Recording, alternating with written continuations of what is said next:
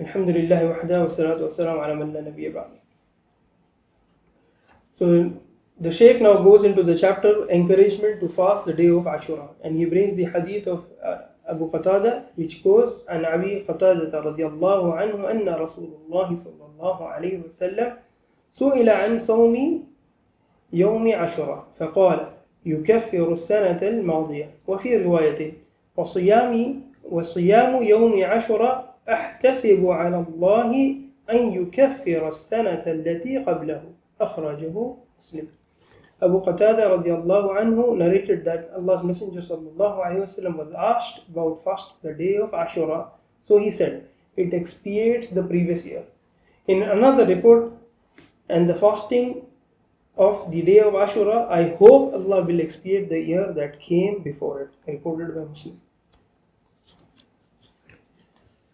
So the Shaykh, he brings the benefits from this hadith. The first one of which is that this hadith is the evidence for the virtue of fasting the day of Ashura. That is the 10th day of the month of Allah, Al-Muharram. It is also evidence that fasting it expiates the sin of the past year. So basically, the virtue of fasting the 10th day of Al-Muharram will expiate the sins of the past year. Ibn Abbas radiallahu anhuma was asked about the fasting of the day of Ashura. So he said, ما علمت أن رسول الله صلى الله عليه وسلم صام يوما يطلب فضله على الأيام إلا هذا اليوم ولا شهرا إلا هذا الشهر يعني رمضان. I do not know that Allah's Messenger sallallahu alaihi wasallam fasted a day seeking its virtue over other days except this day, nor any month except this month, meaning Ramadan. This is reported by Bukhari and Muslim. So the Shaykh, he brings another point, which is it is befitting for the Muslims to fast this day even if it coincides with Friday, which is Jum'ah, or Sabt, which is Saturday, since it is fasted because it is the day of Ashura. A person should urge his family and his children to fast it, taking advantage of its virtue and emulating the Prophet sallallahu alaihi wasallam. Jabir ibn Samura radiyallahu anhu said, كان رسول الله صلى الله عليه وسلم يأمر بصيام يوم عاشوراء ويحثنا عليه ويتعاهدنا عليه. Allah's Messenger sallallahu alaihi wasallam used to command us to fast the day of Ashura, urge us and take a covenant from us to do so. This is reported by Muslim. So the next point that the Shaykh brings is that fasting is one of the most virtuous deeds to Allah subhanahu wa ta'ala. One of the benefits of voluntary fasting, besides the reward that is connected to it, like in this case, the fasting the 10th of Muharram expiates the sins of the past year. The Shaykh is saying is the benefit connected to it is that, like other voluntary acts of good, it restores the deficiencies and shortcomings that might take place in performing the obligatory acts.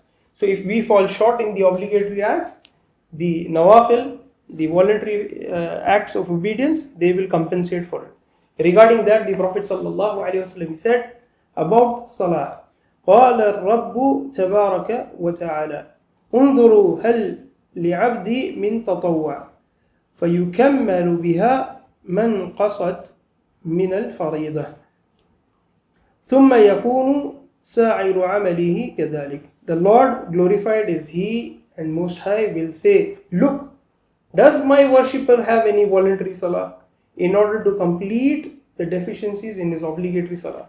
Likewise with the rest of the deeds.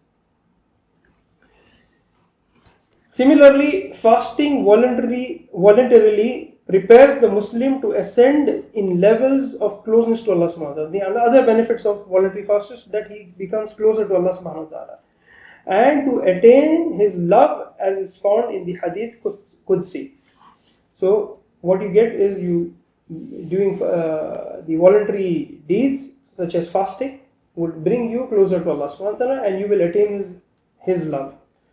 And for this the Shaykh brings the Hadith Qudsi, which is ما تقرب إلي عبدي بأفضل مما افترضته عليه ولا يزال عبدي يتقرب إلي بالنوافل حتى أحبه.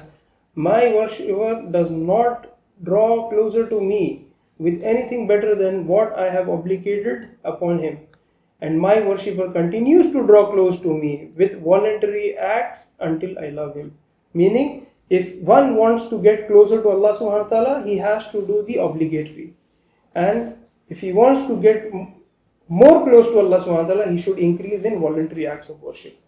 And the result of that is Allah will love him.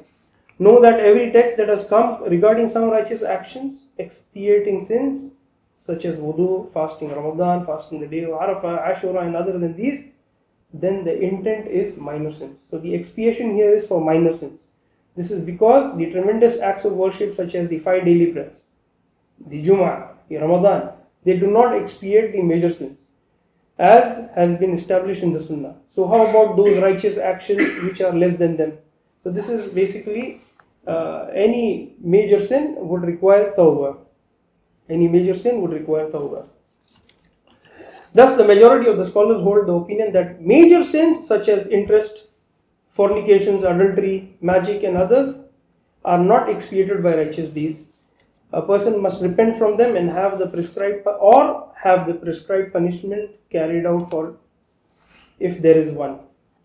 With this, the Shaykh concludes the chapter with the dua: Allahumma ya muslih as-salihin aslih fasada qulubina wastur fi dunya wal akhirati uyubana. Allahumma habbib ilayna al-iman wa zayyinhu fi qulubina wa karrih ilayna al-kufra wal fusuqa wal isyan waj'alna min ar-rashidin waghfir Allahumma lana wa liwalidina wa li jamil muslimin. O Allah, O rectifier of the righteous, rectify the corruption of our hearts and conceal our faults in this life and in the hereafter. O Allah, make Iman beloved to us, beautify it in our hearts, cause us to dislike belief, corruption, and acts of disobedience. Make us among the rightly guided and forgive us, O Allah, our parents, and all the Muslims. وآخر دعوانا أن الحمد لله رب العالمين.